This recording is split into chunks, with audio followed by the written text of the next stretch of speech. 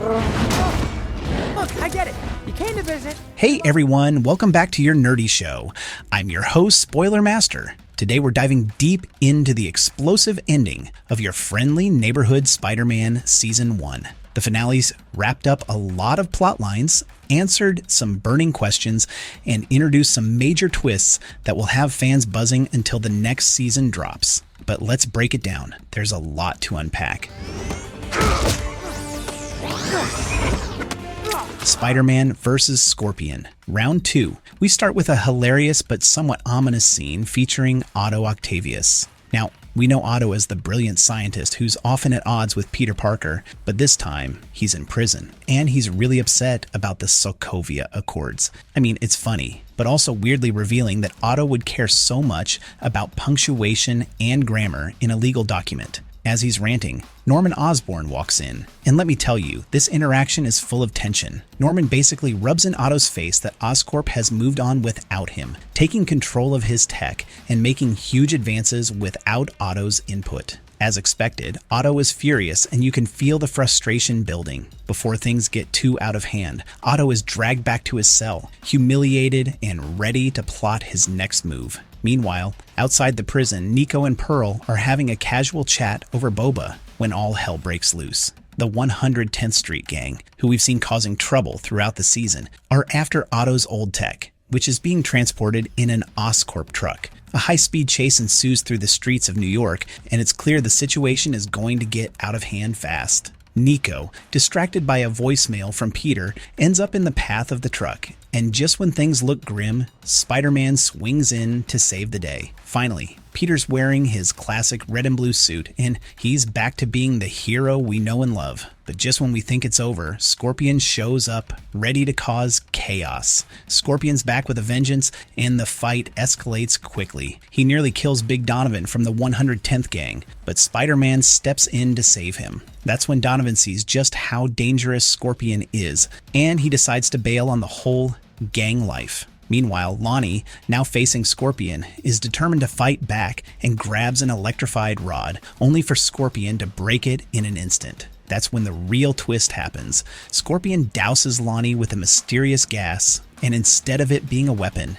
it actually grants Lonnie superhuman strength and impenetrable skin, just like his comic book counterpart, Tombstone. And with this new power, the fight between Spider-Man and Scorpion really kicks into high gear. Spider-Man and Tombstone team up to take on Scorpion in a brutal showdown. But just when it looks like they've got Scorpion cornered, he drops a massive pile of construction girders on top of Lonnie. Spider-Man is filled with rage, almost crossing the line and going too far. He's about to finish Scorpion off, but Tombstone steps in and stops him, reminding Peter that he's a symbol of hope, not vengeance. It's a tense moment, but Spider-Man listens, pulling back and saving Scorpion's life. It's a huge character moment for Peter. Later that night, Peter's at home with Aunt May, watching The Bachelor. Don't ask why, it's just a thing they do. When Norman Osborn calls, he thanks Peter for stopping Scorpion and preventing the Octavius tech from falling into the wrong hands. But there's something off about the way Norman talks. He praises Peter's moral compass,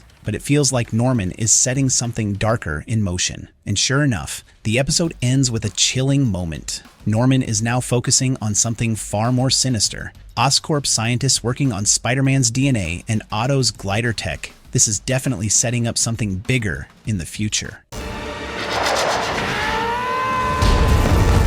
Doctor Strange is back. Is he? Now, episode 10 shifts things into a more school-centered setting, but trust me, it's anything but ordinary. We start at Rockford T. Bales High, where the football coach is still salty about the recent loss. We also get a funny but relatable look at high school drama, with Pearl and Emma working on a diorama project for class. Of course, Peter shows up late and dressed as Spider-Man, but he manages to get there just in time. The diorama is ruined, but thanks to Emma's smarts, they still manage to score an A-.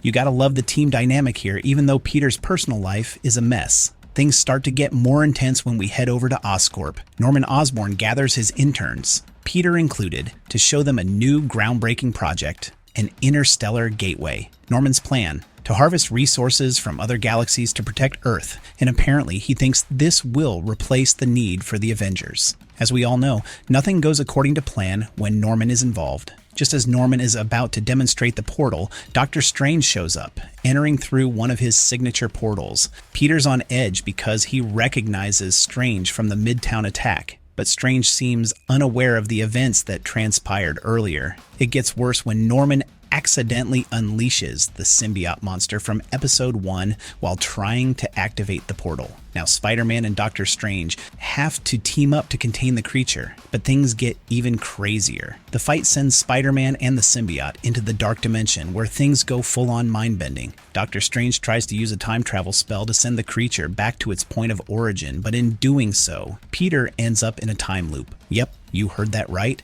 Peter's time in the timeline is now connected to his origins in a way that we've never seen before. He ends up back on his first day at Midtown High, standing next to the genetically altered spider that bit him and gave him his powers. This is a mind-blowing moment, confirming that the timeline Peter exists in is much more complicated than we thought. Back in the present, Spider-Man helps Strange seal the creature back in time, but not without further complications. The creature's symbiote siblings pop up, making things even messier. But with Spider-Man's help, Strange manages to send the symbiote back through the portal, stopping the disaster. However, messing with time is never a good idea, and the consequences of this event are far from over. How's my son doing? The big twist: Peter's father is alive. Now, the finale sets up a major mystery that will have huge implications for the future. Back at the apartment, Peter, Nico, and Harry are watching the news about the lab incident. Peter, who loved the scientific side of the internship, now questions whether he can trust Norman or Oscorp after everything that happened. Harry, ever the entrepreneur, Ammon announces that he's going to start his own company, separate from Oscorp, one that won't exploit its employees. And who's going to be a part of it? Well, Peter, Asha, Amadeus, and even Max Dillon, aka Ellis Electro, are all on board. This is the birth of the Worldwide Engineering Brigade, or WEB. On top of that, we finally get confirmation that Jean has been working undercover for Daredevil, and she suits up as the vigilante Finesse. Her involvement leads to some serious action as she teams up with Daredevil for a mission. Meanwhile, Lonnie, who's gone through a personal transformation, decides to embrace his powers and leave the 110th Street gang behind. However, he's far from done with his criminal past and is plotting something for the future. But the biggest twist? The season ends with Aunt May visiting a mysterious prisoner, Richard Parker, Peter's long-lost father. This is a game changer. We've been led to believe that Richard Parker died years ago, but now he's alive and locked up in prison. The big question is, does Peter know about his father's survival? Has Aunt May been keeping this a secret? And what does this mean for the future of Peter's story? It's so good to see you again, Mom.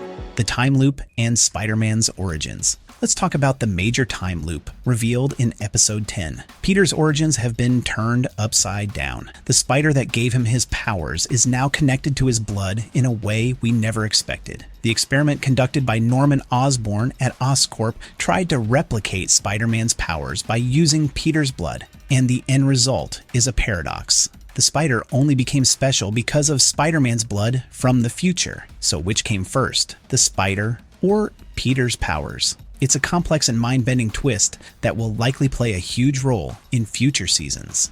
But something tells me you're ready.